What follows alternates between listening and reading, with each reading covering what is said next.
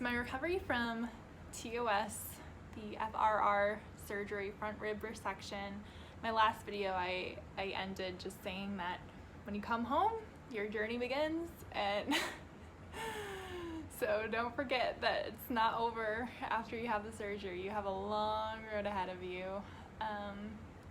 So first of all, I just want to say that everyone has a different recovery journey, and don't compare yourself to others. Don't compare yourself to me. Don't compare yourself to your friend who had it, who probably don't have a friend that had it because it's pretty rare surgery to have, but just don't compare it to other people. You know, you're gonna have your own pace, and your body's gonna recover it its own way, and you know, don't stress out about it. Don't be anxious about it. As an athlete, I have a high standard for myself, and it was really hard to some days be like, you know what, Kim, you can't lift that yet. Sorry. You know, and it is what it is. Like, and don't like go home and beat yourself up about it because you're not getting recovered as fast or whatever. Like, so first of all, give yourself grace, and be patient. Those are two things that are really going to help you in the recovery. So I, first of all, really struggled with, I'm going to talk about the emotional part of it, is, again, being an athlete. I think on the third day I told my mom, like, I'm a potato, and she's like, Kim, you've had surgery 3 days ago. Like, all I wanted to do was run. All I wanted to do was, like, be an athlete, and you know, so don't call yourself a potato. Like, don't say I'm a potato, because that's not positive thinking. That's pretty negative. I mean, unless you want to be a potato, but most people don't want to be called a potato. So, yeah, so don't do that. But emotionally, it can be really challenging because you're not doing your normal activities. You need a lot of help. You need help. I could get dressed okay, and but I needed help, like, preparing food, because, like, putting a pot on the stove and, like, doing those things. So people can, like, make food for you. My mom made this, like, quinoa salad, and I had that for lunch every day for, like, a week, and it was great because I didn't have to cut up anything.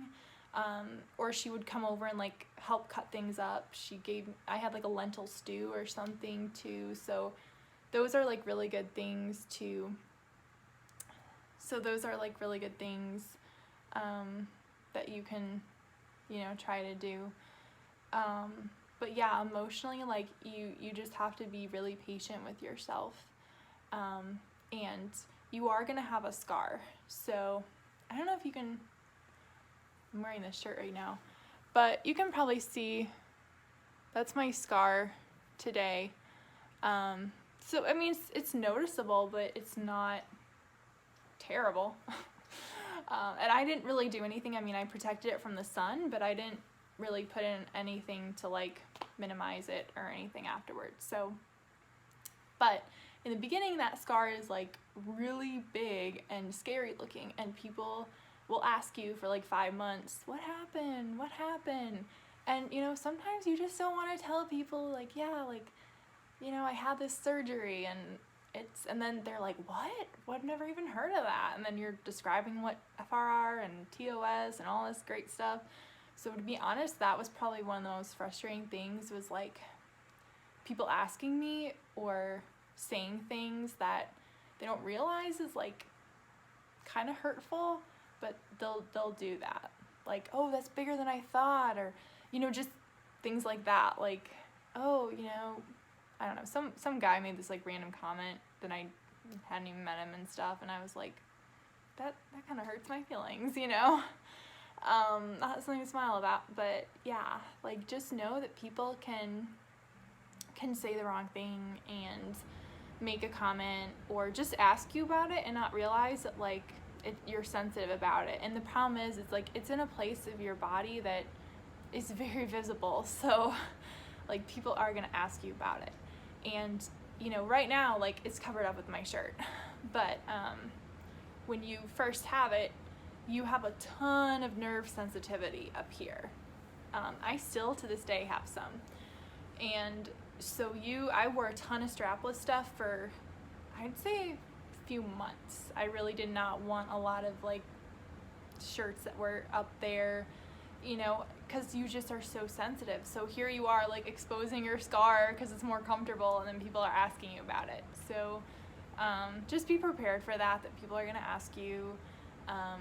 Maybe come up with something that you want to tell people so that you're not like fumbling through your words all the time and uncomfortable, you know, sharing about it. So that I would definitely recommend that. In terms of physically, so I started physical therapy about maybe 2 or 3 weeks after the surgery. So at first you're just in rest mode, like you physically can't like do a ton of stuff. Then they do clear you for physical therapy, and in the beginning that was really just like massaging, like trying to like get the area ready to move. I could not lift, it took me about 2 months to lift my arm like that. So I just kept, it is the weirdest thing, I will say this, it's the weirdest thing. Your mind is telling your arm to lift, and it's like you can't find the muscle. It's like a missed signal, like missed call, you know, like lift my arm, and you just can't find it. And it's the weirdest thing. It's the weirdest thing. So you'll probably have a really hard time lifting your arm for a while. I was able to run after about a month and a half, so you know, you'll be able to run, do cardio, you know, do reclining bike or something like that,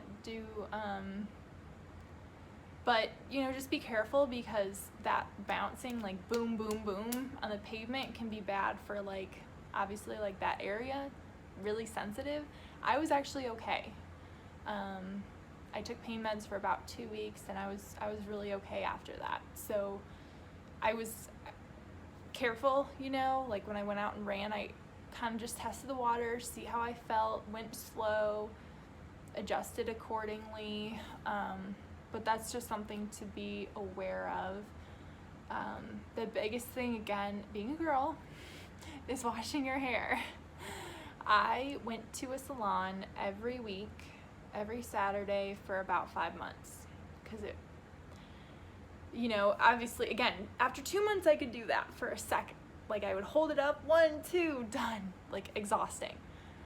But it took about 5 months for me to actually be able to, like, hold this arm up and be able to do this, you know. And I guess you would do it with your other arm, but like it's just really hard. Then you can't dry it. If you have hair like me, longer hair, like, it's exhausting. So, you know, if you have a friend or someone that can like wash your hair for you, like, that'll be amazing. Cut food for you, that'll be amazing. You know, so those are kind of like the biggest things that I remember. And then just some days, like, I was in physical therapy from about April to November, so a pretty fair amount of time. And when I got out, I could still really only lift like 2 pounds. Like, I was still at a very light, you know, my shoulder blade, it's still like kind of, I'm 2 years out now, and it still kind of pops out a little bit when it wings out, you know, too soon and stuff. So I'm still really working hard to like stabilize the shoulders. A big game changer for me has been yoga. So I really didn't do a ton of yoga before the surgery. I did a little bit, but I've been doing hot yoga actually since about December after the surgery. So that was about 7 months, and it was really hard to like hold your body weight and these planks and like, you know, be like stretching your arms out and like trying to hold them like straight up. Like, all these things were so hard, but I could see my body getting so much stronger. And that whole like mind body connection that I talked about earlier, how that, like, the missed signal, yoga helps so much, because you're constantly like thinking and moving your body, and it's like it reconnected my body, I felt like. So I still do yoga. Doctors have told me that that's something I should continue because that's been really good for my recovery. So I do a lot of that. And then I just kind of I lift weights, but I have to be a little bit careful and just, you know, try not to push yourself too hard. And again, like as an athlete, it's hard because you're trained to push yourself. You're trained to like be tough and you can do it and push through the pain and all that good stuff. And I am an advocate for that. I mean, I always say you're only tired if you think you're tired. So I'm all about that. But when it comes to the surgery, if your arm is sore, if your arm is hurting, if you're pushing up and you're like, oh, this is so hard, it's okay to stop. It really is. Like, you know, you're not going to build strength at the same pace you used to. You know, I've been at the same weights, you know, I lift about 15 pounds and that's what I'm comfortable doing. And honestly, it's going to be probably a while until I like build up from that. So be patient. Things that are the hardest to do after surgery were lifting things above my head. So anything below my head, like carrying a suitcase or something like that, like that's not that hard, because you're using your biceps. So you're really not using muscles that have been affected. It's when you lift it above your head and it becomes like a, you know, shoulder blade and back thing.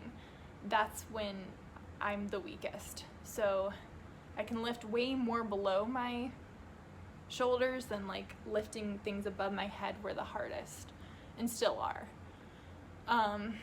I could swim, let's see, I probably swam about 4 or 5 months out from the surgery, and definitely noticed my stroke was different, and again had to be really patient there because you're going to be used to doing whatever you did before, and now you're going to be like, oh, my stroke is different. And take time, like with weights, with swimming, with whatever thing you're doing, do it slow and listen to your body and almost relearn the basics, because your arm is relearning how to lift. You know, for a few months in physical therapy, it was really me relearning how to lift my arm and my body remembering how to like lift your arm, because it's adjusting. It's totally different now, and so your body's relearning. So relearn those sports too. Relearn swimming, you know, relearn what does my stroke feel like, what, you know, and even like film yourself and see what it looks like and make sure you're doing things right. Don't just go in and start like getting back at it and then hurt yourself again. So that's definitely my advice for the recovery. But I'm really happy with my recovery. I do not have, like, I used to have that numbness. I really don't have that numbness anymore. I'm just as active as I was beforehand. It's almost been better for me because I've relearned, like, again, I've gotten into yoga, I've gotten into all these things that maybe I didn't do it the same before, but now I'm like very much more like connected with my body, and I'm also just more proud of myself. Like, to go from I can't cut my food to like running the Boston Marathon a year later, that's like crazy. So that was another thing. I actually qualified for Boston right before the surgery, like 2 weeks before, because I was like, hey, this is my last race I'm going to do in a while. Qualified, decided to run the next year. And I ran on the day of my surgery, like the 1 year anniversary of my surgery, which was the coolest thing, because to go from the lowest low when you're in a hospital, like people are pushing you between pillows and you're throwing up, to like being on the world's biggest like running stage at the Boston Marathon and having an amazing marathon, you know, like that is huge. And so having that race though as a target for 1 year later really kept me going. So if there's something that you're like, you know, I want to be an American Ninja Warrior, like that might be a little stretch, but if there's something you can think about, like, I really want to do this one day, like, put that on the calendar. And again, don't beat yourself up, but like use that to help like encourage you on those days that like, I really don't want to go to physical therapy right now.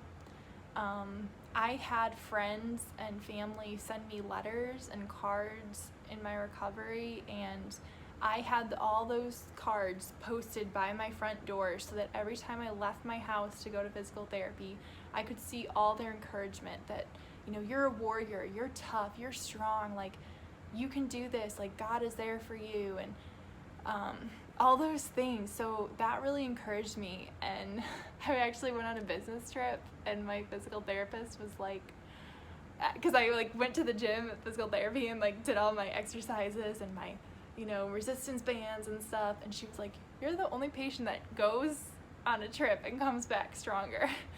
So that's another thing. Don't stop. Like, don't get lazy and think like, oh, I'll just take a few weeks off. No. That's not smart. Like, keep the eye on the prize. Like, keep going forward. You know, and so I'm really happy I did it. I don't have those same symptoms. I still do have a fair amount of nerve sensitivity on this side, so I do just have to be a little bit careful, or you know, honestly, if I'm wearing like a straplet, like a strap dress or something, sometimes it falls off and I don't always feel it. Or if like a bug is on me and bites me, I don't always feel that. So, you know, your the nerve I don't know, endings or feelings in that area are going to be different depending on, you know, because you had a surgery. So I don't have great feeling on this side, and honestly, like, it's okay. I mean, sometimes it bothers me, but it really is not. It's much better than like what it would have been without the surgery, and you know how my body was functioning then. So honestly, I'm okay with it. But it has been a good, you know, 2 years of recovery, and I'm still building strength. So it's really been an ongoing process. And sometimes I do work too hard at the gym, and I just take 2 Tylenol and go to bed. And but I don't need Tylenol that often. I really try not to rely on that to get me through. And honestly, I took myself off pain meds as soon as I could after the surgery, because I wanted to know how my